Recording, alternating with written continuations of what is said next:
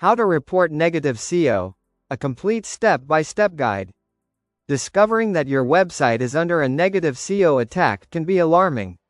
Whether it's toxic backlinks, scraped content, or fake reviews, knowing how to properly report negative SEO to Google and other platforms is crucial for protecting your online presence.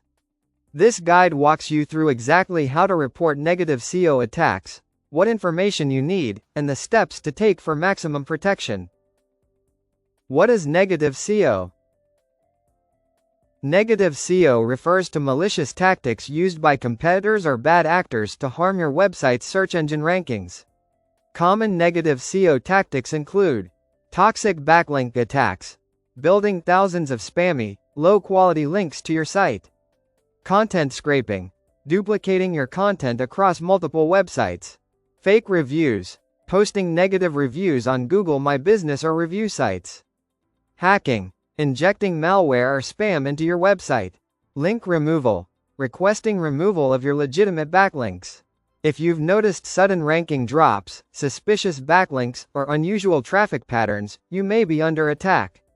Visit the link in the description below for more information.